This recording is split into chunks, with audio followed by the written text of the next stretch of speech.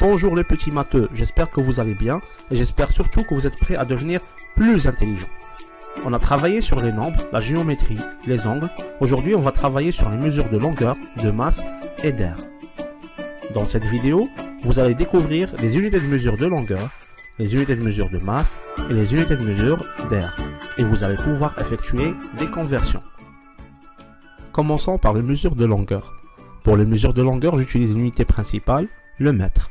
Si j'ai des petites mesures, on utilise les sous-multiples de mètres, décimètres, centimètres et millimètres. Si j'ai des grandes mesures ou des mesures plus grandes, on utilise les multiples du mètre, décamètre, hectomètre et kilomètre. Au début de la vidéo, on a parlé des conversions. Alors c'est quoi une conversion et comment peut-on l'effectuer? La conversion, c'est changer l'unité en gardant la même mesure. Et pour effectuer des conversions, on a besoin d'un tableau de conversion. Et pour utiliser ce tableau de conversion, je dois savoir placer les mesures dans le tableau. Prenons l'exemple suivant. 564 mètres. Pour le placer dans le tableau, je repère le chiffre d'unité. Dans notre cas, c'est le chiffre 4. Et je le place dans la colonne de l'unité de la mesure. Ici, c'est le mètre. Puis, je place le reste du nombre en respectant la règle suivante. Un chiffre par colonne. Prenons un deuxième exemple. 231,53 mètres. Je vais suivre les mêmes étapes. Je repère le chiffre d'unité, dans notre cas, c'est le 1. Et non pas le 3. Il faut faire attention puisque c'est un nombre décimal. Et le reste du nombre, de la même manière, un chiffre par colonne. Pour effectuer la conversion, je vais traiter les deux exemples suivants. Je vais convertir 564 mètres en centimètres.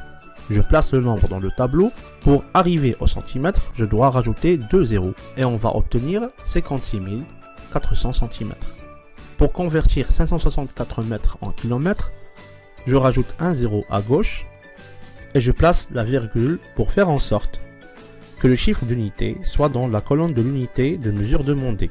Ici, c'est le kilomètre. Et on va obtenir 0,564 km.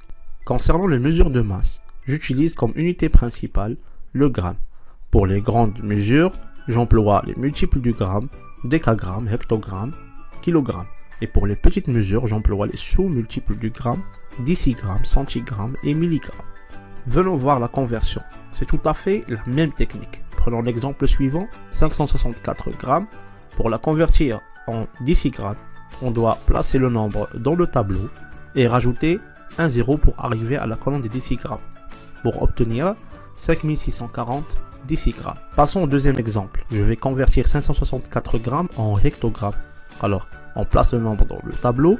Je dois placer la virgule entre le chiffre 5 et le chiffre 6 pour faire en sorte que le chiffre d'unité, ici 5, soit dans la colonne de l'unité de mesure demandée, ici c'est le hectogramme, pour obtenir 5,64 hectogrammes. Concernant les mesures d'air, l'unité principale est le mètre carré. Elle a aussi les sous-multiples décimètres carrés, centimètres carrés et millimètres carrés pour les petites surfaces.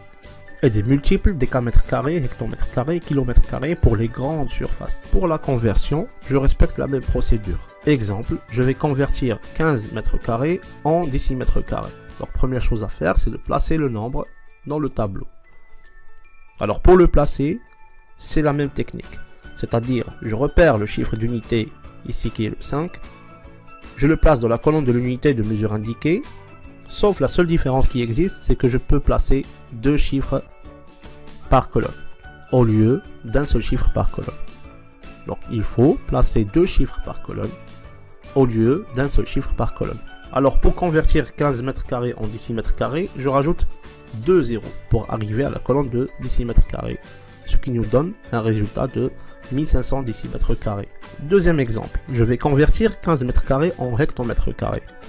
Je vais ajouter 3 zéros à gauche et placer la virgule pour faire en sorte que le chiffre d'unité soit dans la colonne de l'unité demandée. Dans notre cas, c'est le hectomètre carré. Donc on va obtenir un résultat de 0,0015 hectomètre carré. Avant de clôturer cette vidéo, il y a deux idées importantes à traiter en cas de comparaison de deux mesures.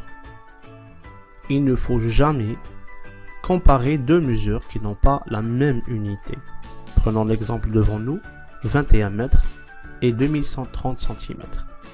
Ce que je dois faire d'abord, c'est de convertir à la même unité. Petite astuce, je convertis toujours à la plus petite unité. C'est-à-dire ici, je vais convertir 21 mètres en centimètres. Ce qui nous donne 2100 cm. Et là, je peux faire la comparaison. 21 mètres est plus petit que 2130 cm. En cas d'addition et de soustraction, c'est la même règle. Il ne faut jamais additionner ou soustraire des mesures qui n'ont pas la même unité. Dans notre exemple, je veux additionner 2 grammes et 12 décigrammes. Et on veut avoir le résultat en décigrammes. Donc ce qu'il faut faire avant, il faut convertir 2 grammes en décigrammes, ce qui nous donne 20 décigrammes plus 12 décigrammes. Et le résultat, c'est 32 décigrammes. C'est tout pour aujourd'hui. N'oubliez pas, les maths pour nous, c'est un jeu et pour l'esprit, un repas délicieux. Merci beaucoup et à bientôt.